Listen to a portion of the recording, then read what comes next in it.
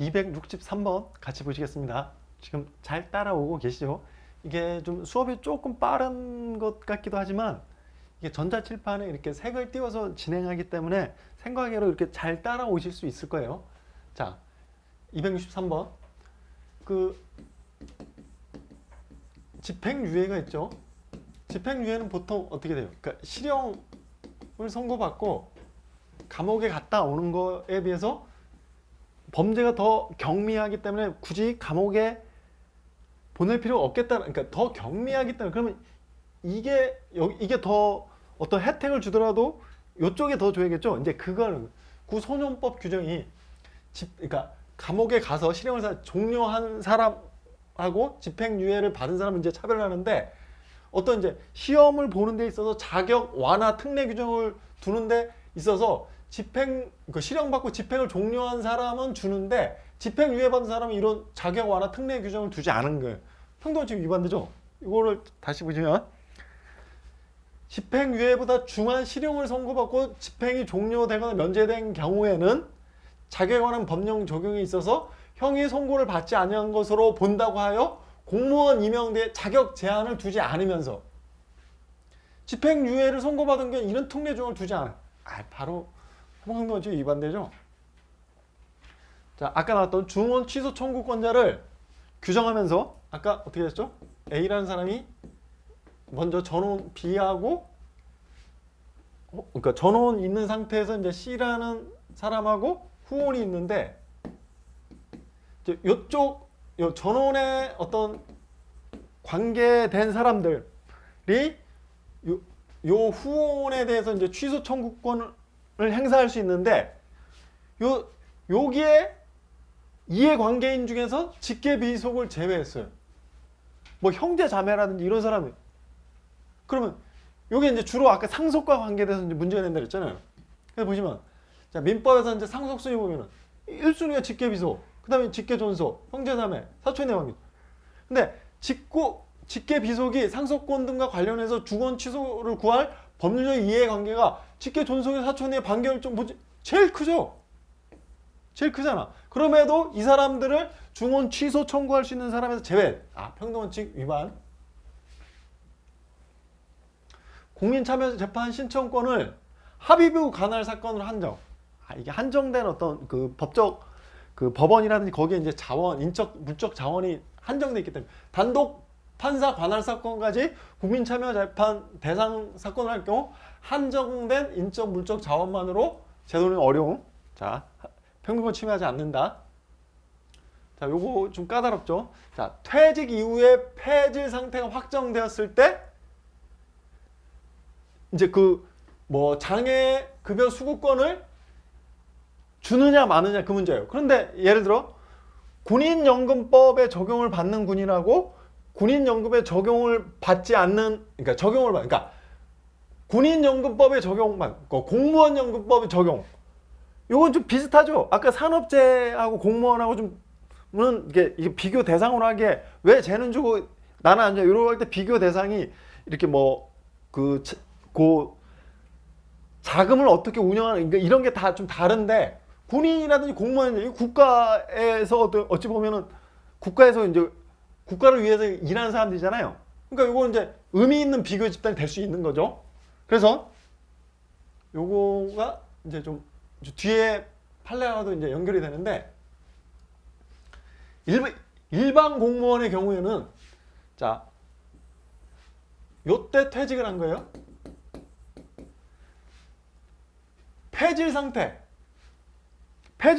요때 확정이 되었을 때, 그 다음에 요때 그러니까 요때 퇴직하기 전에 폐질 상태가 확정되었을 때는 장애연금 수급권이 인정되는데 퇴직하고 나서 폐질 상태가 확정된 장애연금 수급권을 주지 않아. 근데 군인에 대해서는 이런 상여연금 지급에 관한 규정을 두지 않은 것은 평등원칙. 그러니까 일반 공무원의 경우에는 퇴직 이후에 폐지 상태가 확정된 경우에도 요때도 줘. 근데 군인은 요때만 주고 요 이후에 된 경우에는 주질 않아. 아니 같은 비슷한 왜 쟤는 해주고 나는 안 해? 이거 의미 있는 비교 집단이었잖아. 근데 공무원은 이때 폐지 상태가 확정되나, 요때 폐지 상태가 확정되나 장애 급여 수급권이 인정되는데 군인에 대해서는 퇴직 이후에 폐지 상태가 확정돼. 요때는 상여금 지급에 관한 규정을 두잖아.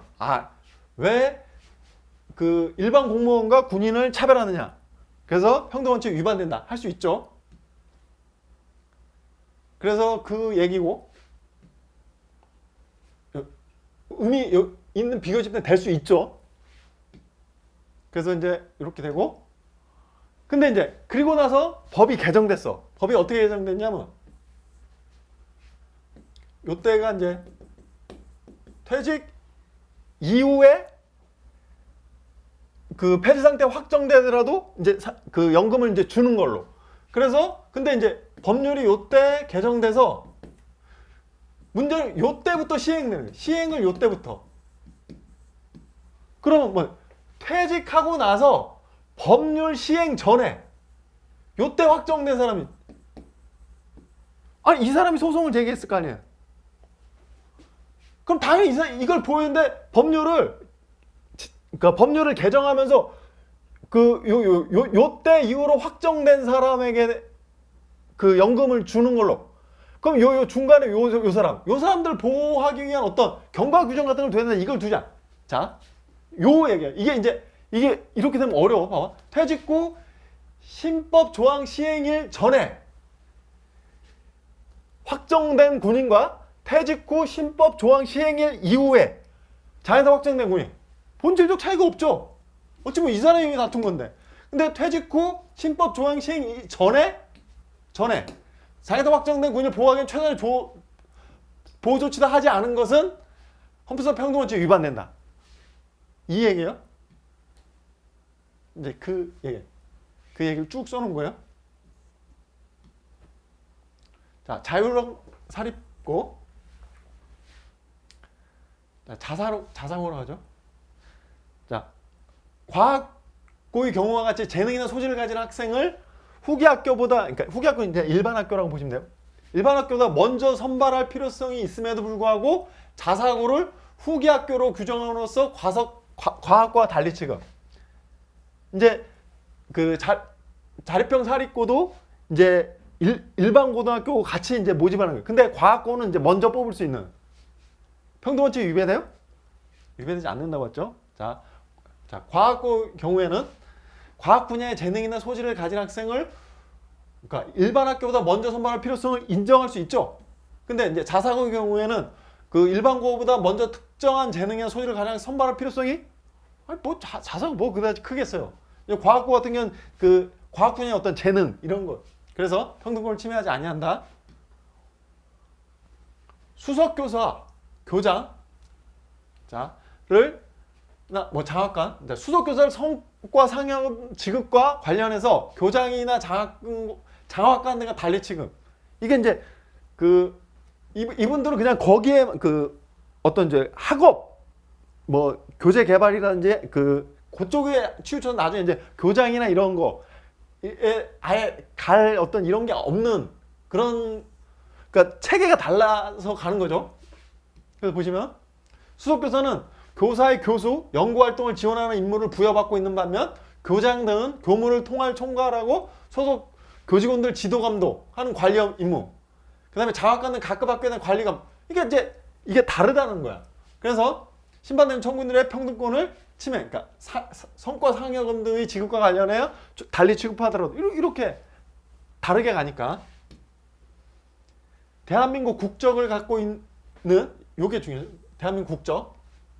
영유아 중에서도 재외국민 영유아를 보육 양육수당 지원대상. 자, 이렇게 재외국민 나오는 어려워들 하시는데 재외국민 정의를 먼저 딱 이렇게 머릿속에 그러니까 재외국민 보호에 관한 법률에 나오는데 재외국민이라고 하면 대한민국의 국민으로서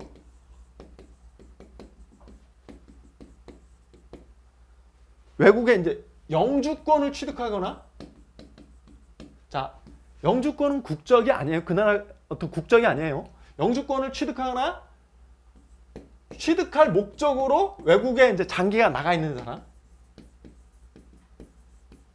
뭐 장기간 거주. 그러면 영주권을 취득하거나 취득할 목적 장기간 거주. 그러니까 중요한 건 대한민국 국민이라는 거예요. 보호할 필요가 있죠. 그러면 시민권은 뭐예요? 시민권. 미국 시민권. 그건 국적으로 봐요. 그래서 미국 시민권을 취득하면 이중 국적자가 되는 거예요. 근데 영주권은 국적이 아니에요. 거기에 이제 거주할 권리니까. 그러면 근데 이제 예를 들어 이 사람 같은 경우 뭐냐면 일본에서 태어난 거예요. 부모가 한국인인데 일본에서 태어나. 그럼 아이는 일본은 이제 영주권을 줘요. 이제 그래서 이제 아이가 이제 일본 영주권을 취득한 상태에 있는 거야. 근데 이제 한국에 들어와서 이제 살 수가 있는 거잖아요. 근데 이런 사람 대한민국 국민인 건 맞잖아. 영주권만 취득했지. 근데 이런 사람을 그 재경문 영유아를 보육용 양육 수당 지원 대상 제외. 한국에 들어와서 오랫동안 살 수가 있잖아. 자, 이거는 합리적 이유 시 차별하는 것이다. 그래서 보시면 특히 외국의 영주권을 보유하고 있으나 상당한 기간 국내에서 계속 거주하고 있는 자들은 주민등록법상 재국민으로 등록될 뿐 아니 국민이라니까 점에서 다른 일반 국민과 실질적으로 동일하기 때문에 평등권 침해. 83년 1월 이후 출생한 A형 혈유병 환자의 하나여 요양급여 이후 그 이전에는 이게 무슨 근거가 돼요? 이제 83년 1월 혈우병 이거 굉장히 비싸잖아요. 치료. 근데 여기에 대한 요양급여를 83년 1월 이후에 그 이전에 태어난 사람 83년 1월 이후 무슨 합리적 근거가 없죠. 평등권 침해. 수혜자 한정 기준으로 정한 환자의 출생 시기는 그냥 우연한 사정. 차일 뿐. 평등권 침해.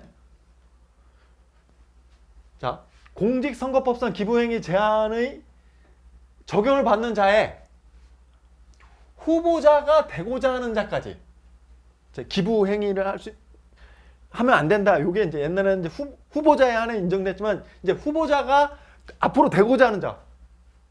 그러면 이제 기부행위를 이제 상시 제한하겠다라는 거죠. 이게 왜? 합리적 이유가 있죠. 평등권 침해하는 게 아니다. 왜 그래? 선거의 공정훼손. 후보자 선택에 관한 민의가 왜곡되고 민주주의, 기부, 돈으로 막 그래서 인격권, 행복주의, 평등, 공공당권을 침해하는 걸 보기 어렵다. 국민건강보험공단 직원의 업무가 일반 보험회사 직원이 담당하는 보험 업무와 어때요? 여기가 예전에 그 정형근인가? 그 정보부에서 이제 잔뼈가 굉장히 굵은 사람이 여기에 딱 이렇게 임명을 했어요.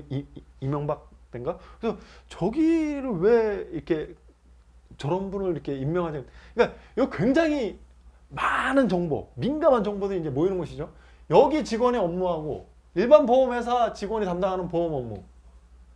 차이가 크죠? 현저히 차이. 그래서 국민건강보험공단 직원의 선거운동 금지는 평등권을 침해하지 않는다.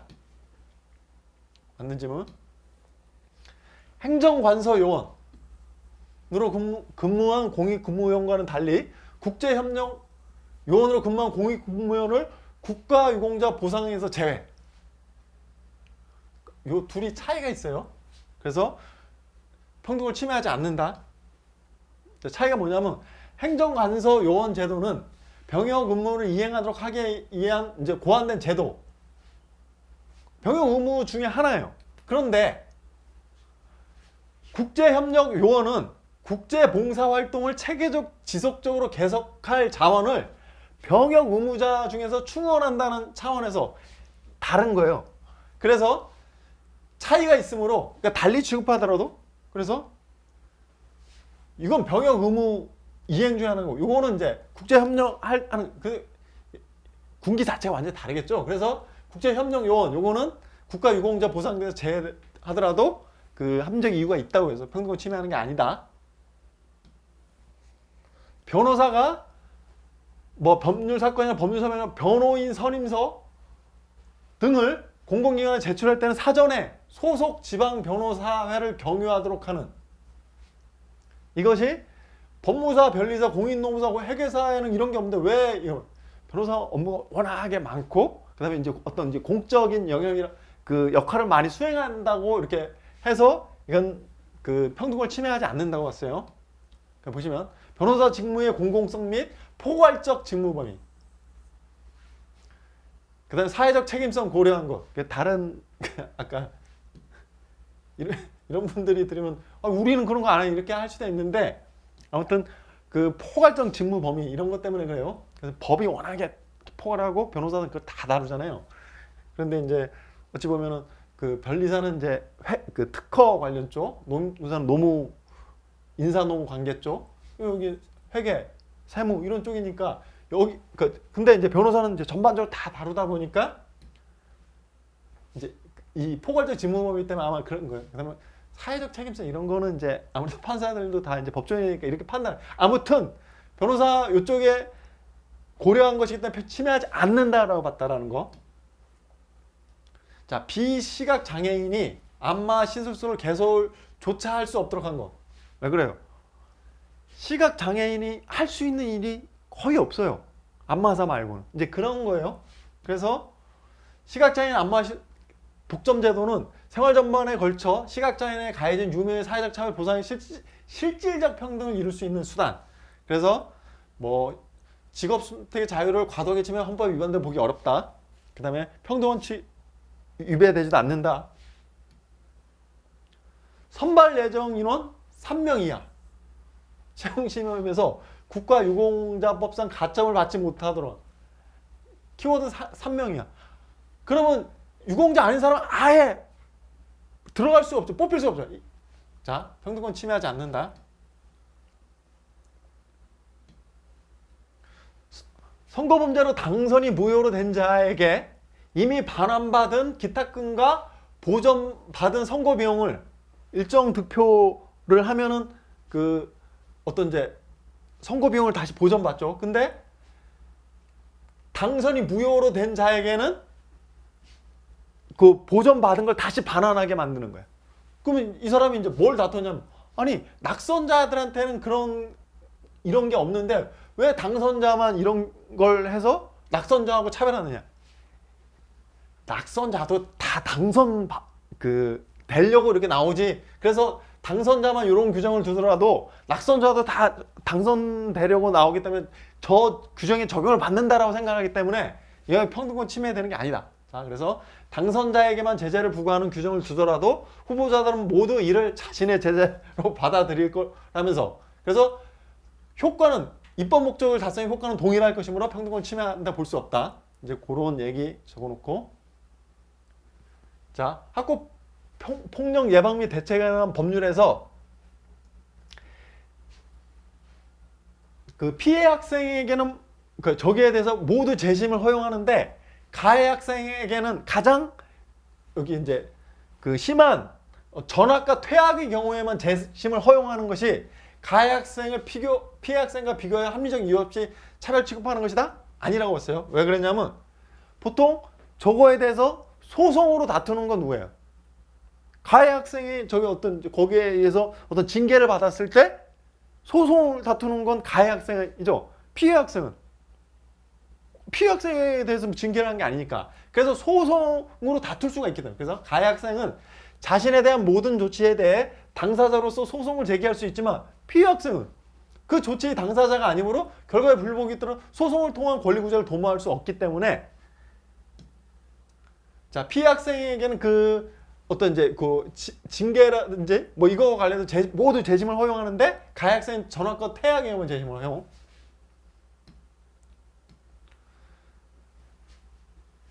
실질적 근로관계에 있는 경우에도 근로기준법이 보장한 근로기준 중 주요 사항을 외국인 산업연수생에 대하여 적용되지 않도록 하는 것은 요 심사를 어떻게 하냐면, 이게 뭐 관련 기본권에 중대한 뭐 이게 침해가 있기 때문에 비례성 심사를 할까? 맞는 것 같잖아요. 아니라고 했어요. 왜 그러냐면 근로의 권리는 어느 범위까? 이게 사회권 영역이어서 그래요. 근로의 권리를 어느 범위까지 보호할 것인가에 관한 것인가. 이는 헌법에서 특별히 평등을 요구하는 부분이 아니고 특히 사회적 기본권으로서의 성격이 강해서 그 보호 범위를 제한하는 것이 기본권에 대한 중대한 침해가 된다고 보기 어렵다고 본 거예요. 그래서 자의금지 원칙. 다시 사회적 기본권의 영역에서 그 이런 실질적 근로관계 있고 뭐 근로기준법적 주요 사항인데 외국인 산업 연수생에 대해만 적용두지 않는 거.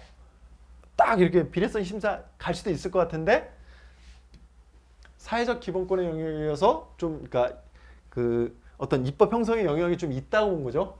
그래서 자의금지 원칙에 따라 판단. 자, 1세대 3주택 이상에 대해서 양도소득세 중과세. 근데 1세대 3주택이 혼인으로 됐는데 이런 경우에 예외를 인정하죠. 그 한 사람은 1세대 1주택, 한 사람은 1세대 2주택. 혼인으로 1세대 3주택. 이거는 달리 그러니까 처음부터 그런 게 아니었잖아요. 예외를 인정해야죠. 그래서 혼인이나 가족관계를 결정적 근거로 한 차별 취급. 그래서 자의금지 원칙이 아니라 비례 원칙의 심사. 자, 혼인 36조 1항은 혼인과 가족생활은 개인의 존엄과 양성의 평등을 기초로 성립되고 유지되어야 미 국가는 이를 보장한다. 헌법에 의해서 혼인과 가족생활 저 부분은 특별히 보호하고 있는 영역이죠. 근데 이걸로 인해서 어떤 차별이 발생하면은 혼인이나 가족생활을 근거로 부둥 가정이 있는 혼인하지 않은 자는 차별 취급하는 거잖아요. 그래서 아니 혼자 살면은 1세대 1주택이면 중과세를 안 받는데 혼인하면서 1세대 3주택에 대해서 그 중과세 하니까 그래서 혼인 그 특별히 보호하라고 했는데 거기 이제 차별 취급으로 발생했으니까 비례 원칙에 대한 심사. 중급할래? 2019년 그 하반기에 이재명 지사가 이제 강력하게 해서 이제 된 거죠. 자, 광역 자치단체장 선거에서 예비 후보자의 경우에는 후원의 지정권자에서 제외. 자, 예비 후보자의 평등권을 침해한다고 봤어요. 아주 중요한 판례. 광역 자치단체장 선거의 경우 국회의원 선거보다 지출한 선거 비용의 규모가 크고 후원을 통해 선거 자금을 마련할 필요성이 매우 큰데 국회의원 선거 예비 후보자에게 후원금을 기부하고자 하는 자와 자치단체 등 예비 후보자 이들 예비 후보자 후원금을 기부하고자 하는 자는 계속 달리 취급. 불합리한 차별. 그런데 비교 표시 자치구, 지역구, 의회의원 광역자치단체장 말고 여기에는 국회의원 선거에 비하여 선거운동인 기간에 비교해서 당에서 상대적으로 선거 비용이 적게 드는 점 때문에서 여기에 예비 후보자에 대한 후원에 이렇게 두지 않을 수 있도록 국회의원 선거 예비 후보자 달리 자치구 예비 후보자에게 후원을 통한 정치적 조달을 불허하는 것은 합리적 이유가 있다. 그래서 광역자치단체장하고 자치구 지역구 의회 의원하고 비교해서 기억을 해주세요. 그 헌법의 평등권 침해한다고 한 것은 광역자치단체장이에요. 이재명. 독립유공자 손자녀 한 명에게만 보상금을 주는데 손자녀가 2명 이상인 거 나이가 많은 손자녀를 우선. 에이, 이게 말이 안 되죠. 뭐 더 예를 들어 뭐 경제적 이게 더 어려운가 이런 거 파악해서 충분히 줄 수가 있고 정 안 되면 이렇게 나눠서 줄 수도 있고 나이가 무슨. 그래서 함정 이유 없이 상대적으로 나이가 적은 청구인을 차별해서 평등권 침해. 같은 자 보험 보상 대상자의 부모에 대한 유족 보상금 지급 시 부모 중 수고자 1인에 한정하고 어떤 일 경제적으로 더 어려운 사람을 이제 파악해서 이렇게 주는 방식이라든지 아니면 그런 좀 비슷하다 그러던 나눠서 줄 수도 있잖아요. 자, 예를 들어 이제 이혼했을 수도 있잖아요. 그런 경우에 있어서 자, 같은 순위 유족들에게는 생활 정도에 따라 보상금을 분할해서 지급하는 방법이 가능하잖아요. 근데 수권자의 범위를 경제적 어려운 자에게 한정하는 방법, 그러니까 이런 여러 방법이 있는데 그래서 재정 부담을 늘리지 않으면서 보훈 대상이 유족의 실질적인 생활보호에 충실할 수 있는 방안이 존재하는 상황에서 자 전문 과목을 표시한 치과 의원은 전문 과목에 해당하는 환자만을 진료하도록. 이게 이제 무슨 얘기냐면 뭐 이렇게 양악 뭐 어디 뭐 해가지고 이제 10개의 과목이 있어요. 치과 10개 과목인데 그 10개 과목 중에서 나는 이제 요 부분을 특화시켜서 해야겠다. 그러면서 이제 전문의 시험을 봐야겠다. 그러면 전문의가 되려면은 그러니까 일반 치과 의사 그 자격증을 딴 상태에서 인턴, 레지던트 요게 이제 1년이나 2년, 그다음에 요게 이제 3년이나 4년. 그래서 보통 한 4년 이상을 이 과정을 겪은 다음에 전문의 시험을 합격해야 전문의가 돼요. 그래서 이제 요걸 제대로 할 수가 있는데 문제는 뭐냐면 이 전문의 자격증을 따면은 다른 요걸 안 하고 그냥 일반 의사면 그 10개 과목을 다 해. 근데 이 일반의 자격증도 땄지만 인턴 레지던트 과정을 거쳐서 전문의 시험까지 하면 요 부분에만 전문의뿐만 전체를 다 아는 사람인 거죠. 근데 특히 요걸 잘하는데 근데 요것만 알아. 이거 안 딴 사람은 10개 다 아는데 이걸 따면 요것만 해라. 자, 또 다른 의사라든지 한의사는 그런 게 없어. 의사 전문의나 한의사 전문의에 달리 치과 전문의에 경우는 전문가의 표시를 이유로 진료 범위를 제한하는 건 합리적 근거를 찾기 어렵고 중요한 건 이거죠. 보다 상위 자격을 갖춘 치과 의사에게 오히려 훨씬 더 좁은 범위의 진료 행위만 허용하는 것으로서 합리적 이유를 찾기 어렵다. 평등권 침해하고 직업의 자유도 침해한다고 했어요. 그 다음에 대통령령으로 정하는 공공기관 및 공기업에서 정원의 100분의 3 이상씩 34세 이하 청년 미취업자를 요즘 청년 실업이 너무 심하고 그 다음에 100분의 3 정도 괜찮다. 그 다음에 3년간 한시적으로만 시행. 그래서 평등권 공공기관 취업의 자유를 침해한다고 볼 수 없다. 독신자는 친양자 입양을 할 수 없도록 평등을 침해하는 게 아니라고 했어요.